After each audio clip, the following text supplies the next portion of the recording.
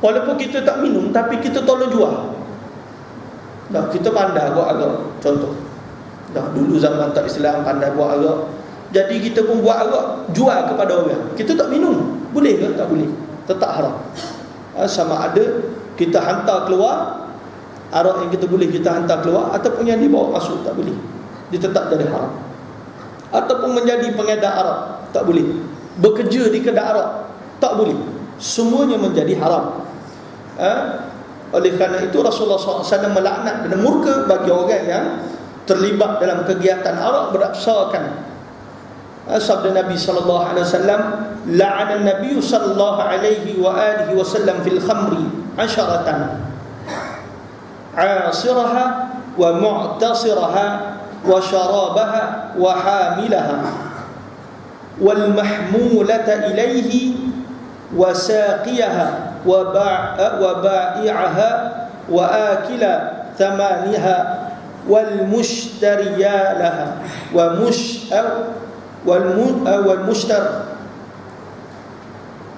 wal mushattara talah.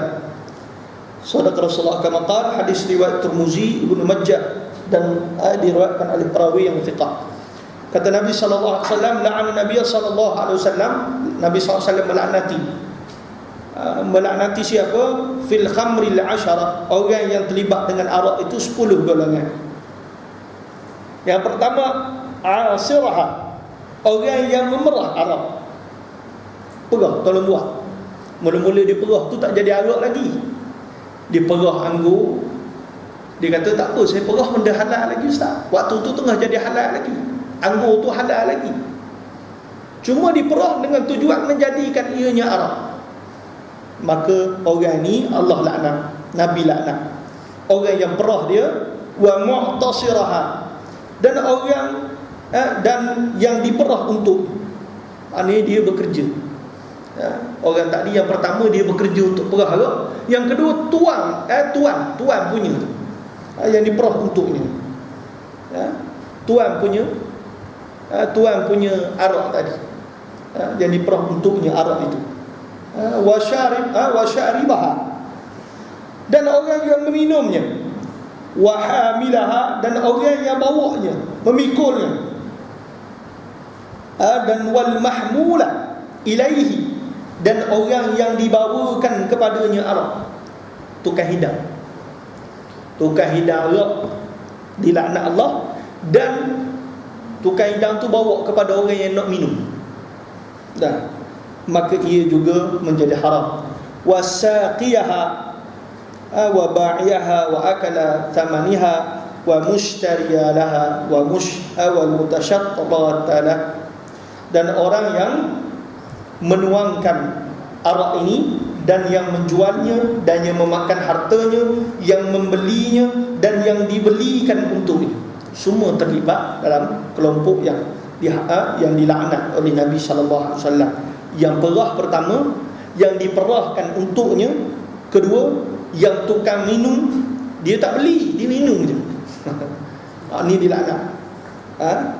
Yang tukang bawa, saya tak beli, saya tak minum, saya tolong bawa je. Saya kerja posmel, orang bagi, saya tolong bawa, orang kirim, tetap dilaknat. Dan yang dibawakan kepadanya,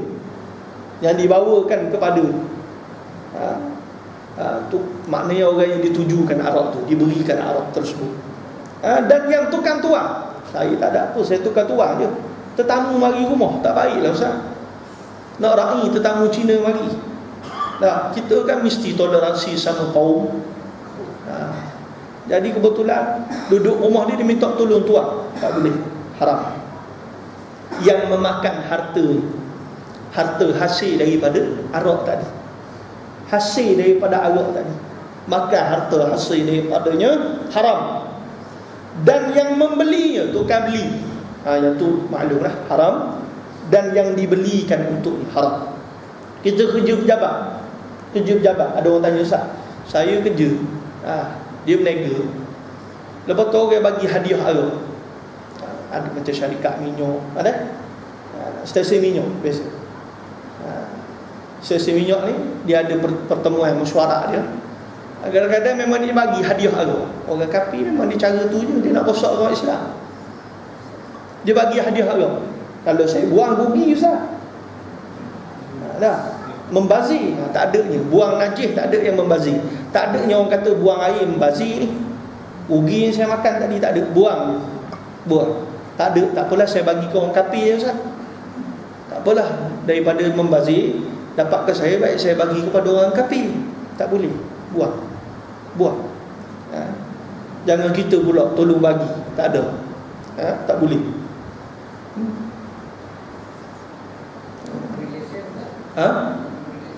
Tukar bagi lesen pun sama, berdosa.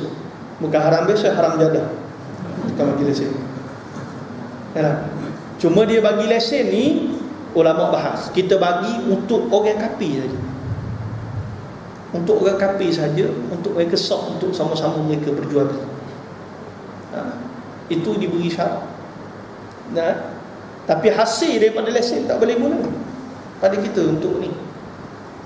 Hanya guna untuk buat jalan, hal-hal lain. Jika barang yang rosak, macam duit riba. Gitu. Tapi bagi lesen pada orang Islam. Lah, tukang jual beli arak, jadi board director syarikat arak. Itu termasuk dalam kelompok yang tadi tu, haram jadah. Hadirin rahmat Allah. Kemudian sebaik saja turunnya ayat Al-Quran daripada suratul Maidah yang terdahulu, Nabi SAW bersabda, "Inna Allah haram al-khamr, faman adraktahu hadhihi al-ayah wa 'indahu minha syai'un fala yashrab wa la yabi'." Surah Rasul kama qala, maksudnya sesungguhnya Allah Subhanahu wa taala telah mengharamkan arak. Maka barang siapa yang diberitahu tentangnya ayat yang mengharamkan arak ini, dan padanya masih ada arak walaupun sedikit, maka janganlah dia meminum dan menjualkannya kepada orang lain. Maknanya dia tahu dah barang tak diharam. Dia masuk Islam, contoh, baru masuk Islam, tak tahu lagi, baru masuk Islam, dah lama tu baru tahu. Orang kata tak boleh minum arak, maka dia mesti tak boleh, dia mesti tinggalkan arak tadi. Dan tak boleh, yang ada pada dia tu dia simpan. Tak apalah, simpanlah. Nak buang takut membazir, sebab mahal arak. Arak kan mahal, dah beribu ada, berpuluh ribu ada. Boleh tak nak simpan ataupun bagi kepada orang lain? Tak boleh. Buang, ia najis. Perawi hadis ini berkata, ketika mendengar berita mengenai pengharaman arak itu, orang-orang di kota Madinah telah menyampaikan berita tersebut kepada orang ramai. Lalu mereka membuang serta mencurahkan saki-baki arak yang masih ada lagi yang berada di rumah mereka dan di jalan-jalan Madinah itu. Periwayat hadis ini daripada kalangan sahabat Nabi sallallahu alaihi wasallam. Bila Nabi sebut saja begini, waktu itu di Madinah, bila Islam datang, orang Islam masih minum arak lagi, peringkat awal. Sehingga mereka solat, dalam solatnya mabuk juga. Kalau mabuk semayang, takut pada Tuhan lain, ni mabuk sebab minum toddy. Jadi bila mabuk, Nabi sebut perkara ni. Ayat Quran yang turun mengharamkan arak itu berlaku dengan proses tadarruj, beransur-ansur. Mula-mula tak boleh dah semayang, akhirnya Nabi beritahu tak boleh turun, haram turun. Allah turun lagi ayat Quran menyebutkan bahawasanya arak dan judi ini diharamkan oleh Allah Azza wa Jalla, sebagaimana surah Al-Maidah ayat 90 dan 91 tadi. Jadi ayat itu turun beransur-ansur. Para sahabat Nabi bila dengar sahaja perintah Allah, ni hebat para sahabat. Mereka ni simpan arak di dalam rumah mereka, duk perang lama ni. Bila dengar saja perintah Allah, perintah Nabi SAW, mereka segera membuangkan segala arak yang mereka ada. Mereka buang terus, tanpa banyak soal, tak kira rugi ke tak rugi ke, dia buang terus. Begitu juga iktibar bagi kita. Dah ada benda yang haram, kita baru tahu, ya Allah, rupanya selama ni haram yang aku buat ni, ataupun apa yang aku simpan, ataupun jual beli aku selama ni, ataupun pelaburan aku selama ni haram. Tahu tinggal terus, Ini sifat orang beriman. Tinggal terus, tak ada air. Kalau tinggal rugi. Untung ni ustaz, melabur kat genting. Tak ada. Dah tahu haram, tinggal. Ada melabur pada syarikat yang melabur kat genting, haram, tinggal. Tahu antara keuntungan syarikat tu sebab dia melabur kat genting, maka tinggal, haram. Tak ada lagi kompromi. Ini sifat orang beriman. Nah, sebab tu nak jadi orang beriman, dia berlawan dengan kehendak nafsu dia. Dia bertentang dengan kehendak nafsu dia. Dia tak turut nafsu. Walaupun nafsu kata nak, dia lawan kehendak tadi dengan meninggalkan. Sebab tu ganjaran tadi besar. Mereka akan merasai kemanisan iman. Bagi orang yang berbuat demikian, dia akan rasa tenang dan rasa kemanisan iman. Dan orang yang tak buat tadi masih sayang lagi dunia, masih sayang lagi, dia tak akan rasa manisnya iman. Mereka tak akan rasa. Kalau dibuat pun, saya tak rasa pun manis iman Ustaz. Tawa lagi ada. Ni hati dia dah gelap. Kena banyak bertaubat, banyak istighfar. Cara Islam untuk membendung penularan arak ini dengan mengharamkan orang Islam menjual anggur mereka kepada sesiapa yang diketahuinya, yang diketahui olehnya akan membuat arak daripada anggur tersebut. Dalam sebuah hadis Nabi SAW, Nabi menyatakan, man habasa inaba ayyamil qitaf hatta yabi'ahu min yahudiyan aw nasraniyin aw mimman yattakhiduhu al-khamra faqad taqahhama an-nar ala basira. Sadaqa Rasulullah kama qala, rawahu Tabrani. Dalam Al-Awsat dihasankan. Hadis ini dihasankan oleh Al-Hafiz Ibn Hajar Al-Asqalani dalam kitab Bulughul Maram. Maksudnya, sesiapa yang menyimpan anggurnya pada musim menuai untuk dijual kepada orang Yahudi ataupun Nasrani, atau sesiapa sahaja yang membuat arak daripadanya meskipun dia seorang Islam, maka samalah dia seperti menggempur dirinya secara terang-terangan untuk memasuki neraka. Maknanya dia jual barang, walaupun barang yang halal, jual beli tadi menjadi haram sebab tujuan jual beli tadi untuk perkara haram. Nah, dia tokek kebun, dia ada kebun, tak kebun anggur, kebun anggur, kebun durian ke, kebun pisang ke, mana tahu orang buat arak pakai pisang. Dia tahu dah tokek Cina yang mari nak beli dengan dia, tokek India ke Cina ke yang bukan Islam ke mari beli dengan dia, ataupun orang Islam sendiri. Islam pun ada jadi tokek araknya. Nah, mari beli dengan dia memang khusus, dia tahu dah. Kalau dia tak tahu tak boleh lagi. Kalau dah tahu tak boleh jual, haram jual. Kenapa? Kalau dia tahu dia tetap jual, alah, saya jual benda yang halal, dia ikut dia lah, dia nak buat apa pun. Macam orang jual pisau, ini orang pakai logik kepala otak ni. Macam orang jual pisau, saya mana tahu dia nak buat apa. Kalau jual pisau kepada orang yang tahu guna nak bunuh orang lain, maka haram. Begitu juga, dah tahu tujuan, maka jadi haram. Tak tahu tujuan, maka diampunkan Allah Ta'ala. Tak tahu, kita sembang tak dengan orang yang nak beli. Orang yang beriman, mereka ni sifat mereka apa? Hati-hati. Sayyidina Umar bin Khattab radhiyallahu an bila menggambarkan bagaimana perbuatan orang yang beriman, bagaimana orang beriman, seolah-olah mereka berjalan di atas jalan yang dipenuhi dengan duri. Bagaimana jalannya? Penuh hati-hati supaya tak kena duri. Maka begitu juga orang beriman, diteliti, diperhati. Nak jual ni pada siapa? Cina ni beli untuk apa? Supaya apa? Rezeki yang masuk pada dirinya betul-betul halal. Kalau tak tahu, dia jadi was-was, jadi syubhat. Tak tahu antara halal dengan haram. Wa man waqa'a fi syubhat waqa'a fil haram. Ni sifat orang beriman. Dia takkan jatuh atas perkara syubhat. Rasa syubhat, mereka bersihkan dirinya pada syubhat. Maknanya dia pastikan usaha. Alah nak tanya, jadi kalau tanya, kalau tahu nanti tak jadi pula nak jual, rugilah. Tak boleh. Sifat orang beriman, mereka teliti dalam hasil yang nak masuk dalam mulut mereka. Perhati sungguh daripada mana hasil tersebut. Abu Bakar, Umar, Uthman, Ali, kibar sahabat, orang yang perhati, yang betul-betul berhati-hati dengan hasil daripada apa yang mereka terima. Sayyidina Abu Bakar As-Siddiq radhiyallahu anhu contohnya, orang yang cukup cukup berhati-hati atas segala hasil yang dimakan. Hadirin rahmat Allah. Sebab tu orang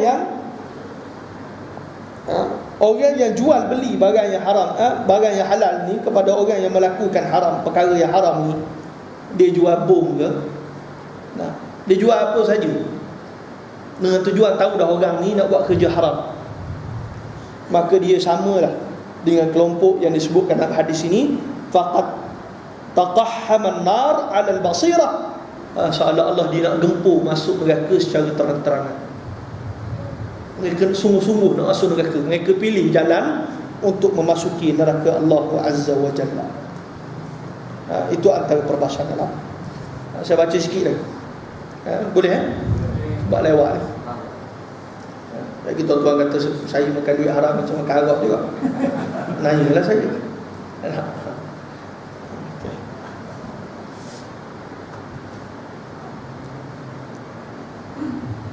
Orang Islam tidak boleh menghadiahkan arak. Kata pengarang, jika hukum menjual, kata muallif, jika hukum menjual dan memakan hasil daripada penjualan arak adalah haram, maka menghidangkan arak walaupun secara percuma atau memberikannya sebagai suatu hadiah kepada orang yang bukan Islam seperti Yahudi dan Nasrani atau yang selain daripada mereka adalah tetap haram. Tidak wajar bagi orang Islam menjadikan arak sebagai hadiah daripadanya atau hadiah kepadanya. Orang Islam adalah terdiri daripada orang yang baik, tidak boleh dihadiahkan kepadanya kecuali perkara atau sesuatu yang baik sahaja. Bahkan tidak boleh menerima hadiah kecuali yang baik sahaja. Dan ini kita dah jelas tadi, menghadiahkan arak sama ada kepada orang Islam ataupun bukan Islam, perbuatan orang Islam hadiahkan arak itu adalah diharamkan oleh Allah Subhanahu wa taala. Nabi menjelaskan dalam hadis yang saya akan bacakan tadi. Saya akan bacakan ini. Maknanya perbuatan, walaupun kita dapat, kebetulan Ustaz, saya dapat hamper tu ada arak dalam tu. Nak buang membazir tak adanya, kencing syaitan tak ada yang membazirnya, buang. Dah. Kalau tak kita tak kencing dah sampai bila-bila. Nak kencing takut membazir kencing saya Ustaz. Akhir sekali kena batu karang. Tak ada. Bila kata haram, buang. Tu tegasnya, bencinya orang beriman. Antara sifat orang beriman ni, mereka benci kepada maksiat, benci kepada benda haram. Mereka tak cenderung langsung pada perkara yang haram. Tak ada nak tunjuk toleransinya, baiknya antara kaum. Lalu mereka kata tak apalah, kita bagilah pada dia Ustaz. Tak ada nilai toleransi seperti itu. Ada banyak lagi yang boleh kita bagi hadiah. Diriwayatkan bahawa ada seorang lelaki ingin menghadiahkan secerit arak kepada Nabi sallallahu alaihi wasallam. Ni lagi dahsyat. Nak bagi kat Nabi tu. Jangan tuan-tuan buat gitu pula, bagi kat saya sebotol. Lalu Nabi sallallahu alaihi wasallam memberitahu sesungguhnya arak ini telah diharamkan oleh Allah Subhanahu wa taala. Maka lelaki tersebut bertanya kepada Nabi sallallahu alaihi wasallam. Lelaki ni tadi dia nak beri arak pada Nabi, nak hadiah pada Nabi, Nabi tak nak. Nabi kata ini bahagian yang Allah Ta'ala haramkan dalam suratul Maidah tadi. Kemudian maka lelaki tersebut bertanya pada Nabi, bolehkah aku jual semula arak ni? Maka Nabi SAW yang mengharamkan minumnya juga haram juga menjual. Yang diharam pada minumnya, maka diharamkan juga untuk jual. Ini Nabi tegaskan. Dan lelaki itu bertanya lagi, sekiranya begitu bolehlah aku nak hadiahkan saja kepada orang Yahudi. Lantas Nabi SAW bersabda, sesungguh Tuhan juga telah mengharamkan untuk menghadiahkan kepada orang-orang Yahudi. Tak boleh. Bukan kata orang Yahudi saja, semua daripada hadis ini. Siapa saja tak boleh dihadiahkan arak tu tadi, sama ada walaupun kepada orang kafir. Sebab dia kafir kan? Tak boleh. Lelaki itu bertanya lagi, jadi apakah mesti aku lakukan? Jadi sahabat Nabi ni tanya pada Nabi, jadi apa yang aku perlu buat? Arak ni ada pada aku. Maka Nabi SAW jawab, curahkan ianya ke tanah, buang ke tanah. Jadi kalau dapat hadiah apa pun buang. Itu saja. Tak boleh bagi pada orang lain dan sebagainya. Kalau gitu orang tanya, nak kelas dulu hari tu pengajian. Waktu duduk sibuk-sibuk katakan beri haram. Nah, orang kata dah nak buat macam mana ustaz? Nah, kalau barang tu haram, nak buat macam mana? Boleh tak saya bagi kepada orang bukan Islam? Kalau benda tu haram, miskin pun kita pergi nak tembok kijang tengah hutan, tu tembok khinzir. Nak tembok kijang, nampak macam kijang. Nampak kaki dia sikit, macam kijang. Kita duduk menerak. Tembok-tembok rupanya khinzir. Babi hutan, nak buat macam mana? Biarlah mati begitu. Tak adanya halang-halang tembok membazir ni. Baik jual dapat duit. Tak? 2-3 ribu seronok juga. Tak payahlah makan minum, buat tidur hotel. Tak ada. Haram. Nak jual tadi pun sama. Sebab ada orang duk tanya, orang masuk hutan, mereka tembok benda-benda haram. Lagu mana? Boleh tak nak jual kepada orang? Tak boleh. Haram. Barang itu yang diharamkan oleh Allah Ta'ala. Itu. Dan insyaAllah kita masuk lagi pada bulan depan, memboikot tempat yang menyediakan minuman arak. Jadi bagaimana perbahasan ulama? Boikot tempat yang jual arak, yang sediakan minuman arak. Macam kita pergi hotel di Malaysia ni, hotel tadi ada sedia arak. Kita nak pergi makan kat situ, saya nak makan makanan halal ni, boleh tak? Boleh tak tuan-tuan? Tak boleh. Hadis ni ada yang diriwayatkan Imam Ahmad. Man kana yu'minu billahi wal yawmil akhir fala yaq'ud ala ma'idatin tudaru 'alaiha al-khamr. Sadaqah Rasulullah kama qala. Maksudnya barang siapa yang beriman kepada Allah dan hari akhir, maka jangan dia duduk pada tempat yang suatu tempat yang diedarkan minuman haram. Tak boleh duduk. Tak boleh duduk. Kalau dia di Malaysia, keadaannya tak boleh langsung. Haram. Di hotel